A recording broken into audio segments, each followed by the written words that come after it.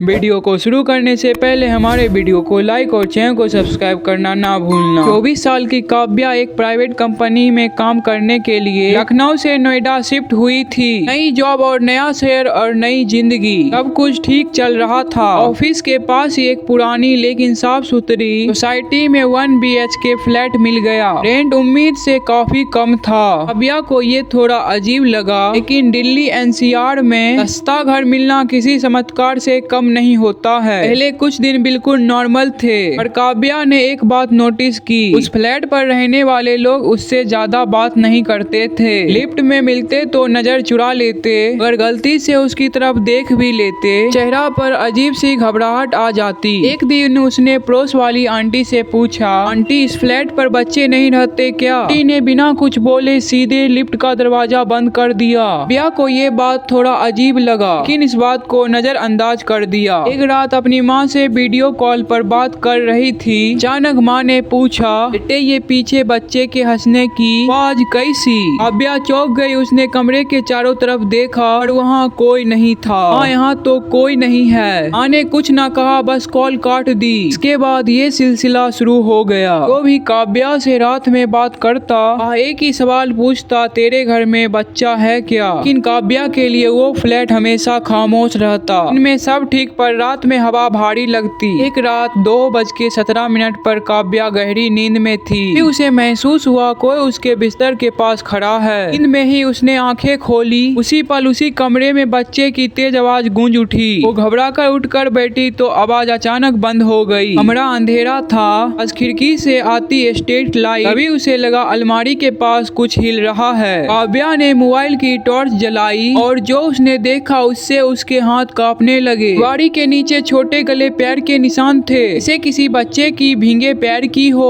सुबह काव्या ने सोसाइटी वाले गार्ड से पूछा। गार्ड पहले बार टालता रहा, फिर बोला, मैडम इस फ्लोर पर एक पहले फैमिली रहती थी। उनका 2.5 साल का बेटा एक रात इसी फ्लैट में मर गया। पोस्टमार्टम में कुछ नहीं निकला, उस फैमिली ने उस घर को छोड़ दिया। काव्या को लगा शायद ये झूठ बात है, लेकिन उस रात कुछ ऐसा हुआ जिसने उसके होश उड़ा दिए। करीब 1:30 पर उसे लगा कि उसके सीने पे कोई बैठा है। सांस लेना मुश्किल हो गया। उसने जैसे तैसे आंख खोली, सामने देखा एक छोटा सा बच्चा उसके सीने पर बैठा है। चेहरा सड़ा हुआ, आंखें पूरी काली, होठों पर एक छोटी सी मुस्कान। काव्या चीखना चाहती थी लेकिन आवाज नहीं निकल रही थी। बच्चे ने अपना चेहरा धीरे धीरे उसके पास लाया, फुसाया, मम्मी। उसी पल काव्या बेहोश हो गई। जब आंख खुली तो वो फर्श पर पड़ी थी। ले पर छोटे उंगली के निशान थे। डरी हुई काव्या सीधे पंडित जी के पास पहुंची। पंडित ने फ्लैट में कदम रखते ही कहा, ये बच्चा जाने को तैयार नहीं है। पंडित ने बताया, बच्चे की मौत के बाद उसकी आत्मा को विदाई नहीं दी गई। वह फ्लैट खेल का मैदान बन चुका है। जो भी वहाँ रहेगा उसे अपनी मम्मी समझेगा। इसी रात एक पूजा रखी गई। ऐसे ही मंत्र पढ़े गए, फ्लैट में पूरे बच्चे की गूंज गूंजने लगी। कार पर छोटे छोटे हाथ के निशान उभर आए। अचानक एक जोर की आवाज के साथ अलमारी खुली। अंदर एक छोटा सा पुराना खिलौना पड़ा था। पंडित ने कहा, यहीं इसे बांध कर रखा गया था। खिलौने को जलाते ही रोने की आवाज धीरे धीरे शांत हो गई। काव्या ने उसी दिन वो फ्लैट छोड़ दिया। आज वो किसी और शहर में है। जिंदगी नॉर्मल है, लेकिन आज भी अगर रात को सन्नाटे में किसी बच्चे के हंसने या रोने की आवाज आती है, काव्या अभी भी कांप जाती है।